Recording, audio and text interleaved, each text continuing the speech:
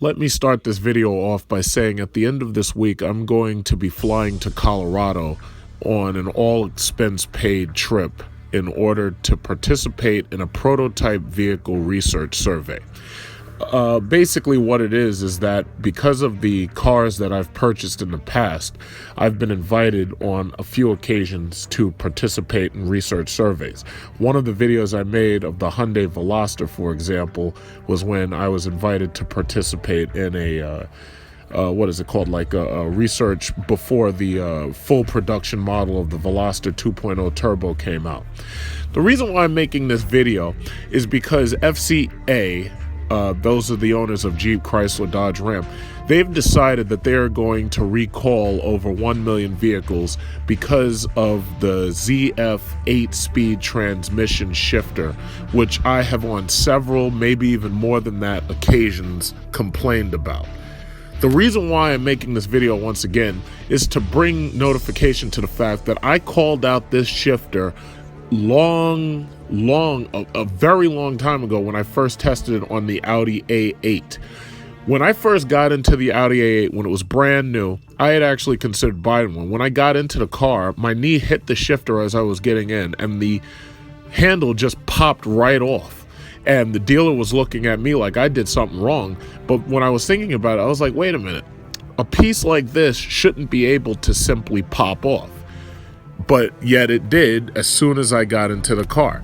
And I always wondered to myself, and I brought it up on several occasions, what would happen if somebody was driving and they reached down for the shifter for whatever reason and the shifter handle popped off?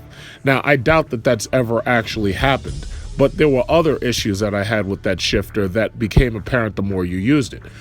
The detents are too soft for you to tell whether or not you're in drive, park, or reverse. The problem ultimately is if your knee nudges the shifter, you can push it forward and put yourself into neutral, even if you're traveling at high speeds, which means that now you've got to push the button and you've got to pull it back in order to put yourself back in drive. And I always thought that was so stupid. First of all, there should be a way to lock out the shifters, not just the handle shifter for the ZF, but there should also be a way to lock out the paddle shifters as well. Most people, when they get into these cars, they play around with the paddle shifters because they think that they do something, and what ends up happening is they take themselves out of the proper gear if they've never used them before, and they end up putting themselves in drive 1 or drive 2 or something like that, and what happens is they have no idea how they're supposed to put themselves back into the regular drive mode. What you're usually supposed to do is you're supposed to hold one of the shifters, usually the one that's marked upshift, and if you hold it for 2 or 3 seconds, the car will go back into regular drive mode.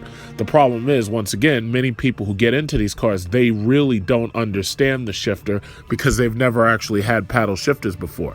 In my opinion, it's a superfluous add-in that, sports cars can have, but when you put it in an automatic vehicle where the average person is driving, it really doesn't make sense. So anyway, FCA has recalled 1.1 million vehicles due to this confusion.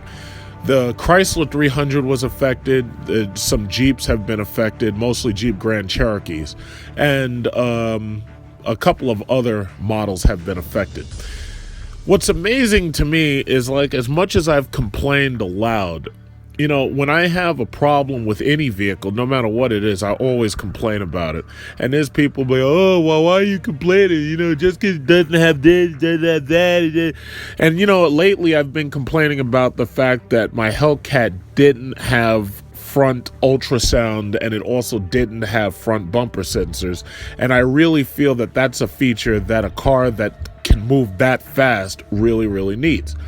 But anyway, I complained about this shifter, and I demonstrated that it was easy to pop it off, and I also demonstrated how soft it was years ago when I did a Jeep review, and I got all of these idiots coming back at me with these stupid comments to tell me, you pulled it too hard. Why you gotta put it so hard? You're not supposed to put it that hard. If you put it too hard, you're gonna pop up.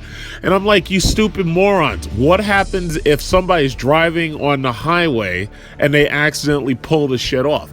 So here I had a video showing myself demonstrating that this thing was easy to pop off. And I did this years ago. One of the things I never liked about these transmissions is if you're not careful, it's easy to pop this right off.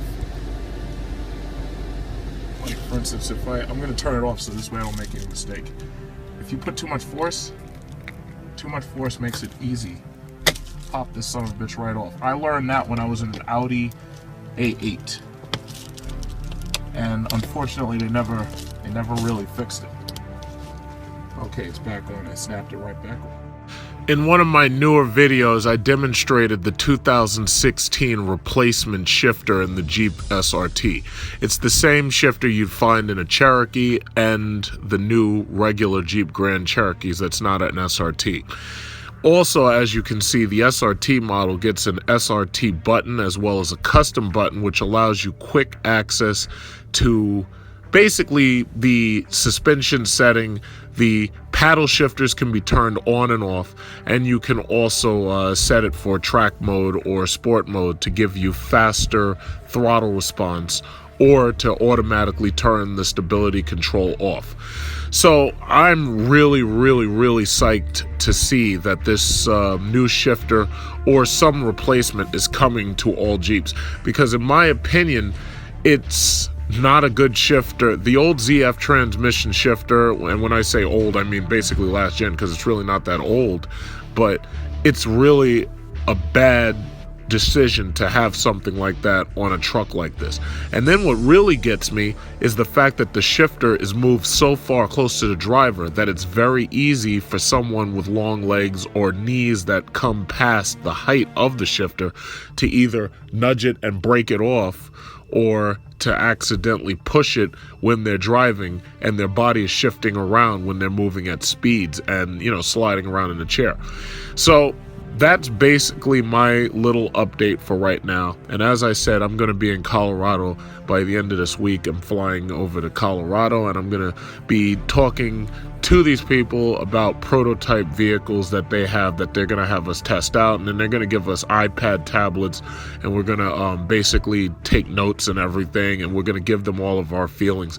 And you already know me. If I see anything wrong with one of these cars, I'm going to say it right there, and I'm going to say, listen, you know, stop production, stop everything, fix this shit now.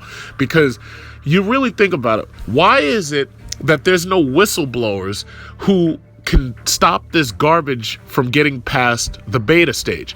Now listen, the shifter looked good and everything, and it's a nice little feature. It's got nice lights on it, LED lighting, this, that, and other, but the implementation of it was stupid on the Audi, which came years before the Jeep did.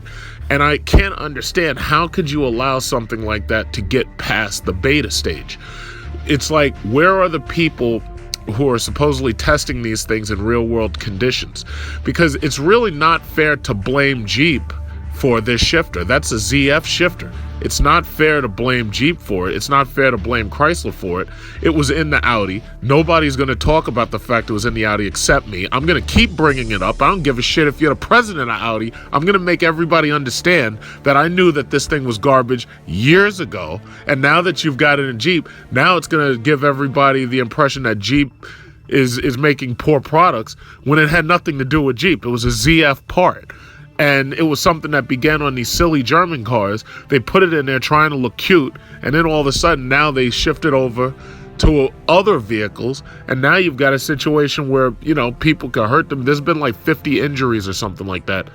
And it's like, how can you blame the reliability of one company when this thing is made by another company, and then you had another company that used it and nobody talks about them because their name is Audi? That's a bunch of crap, and it really bothers me. And I've been saying this for years, and all of a sudden now, after a couple of injuries, you know, and it's really sad. It's like when you have a intersection and you know there should be a stop sign there. I call it the death threshold. In order for there to be immediate political change, in order for somebody to say, oh, we need a stop sign here, there's a certain number of people that either have to get seriously injured or die in order for sudden political change to happen. Every single situation has a death threshold, and that's what I call it. That's my term. I've coined that term. It's ridiculous that you know that there's ignition problems in a GM car and that it takes a certain number of people to die because their keys pulled on the ignition before you can get anything done. They knew that there were problems with the Toyota accelerators. They knew there were problems with Lexus accelerators, but it takes a certain number of people to die in a very high-profile incident in order for something to suddenly get these people motivated to fix it. I don't know why they waited this long. And I agree, it's all dollars and cents. But the thing about it is, it's like, it was totally unnecessary to wait, especially when you had people saying it, reviewers saying it for a very long time.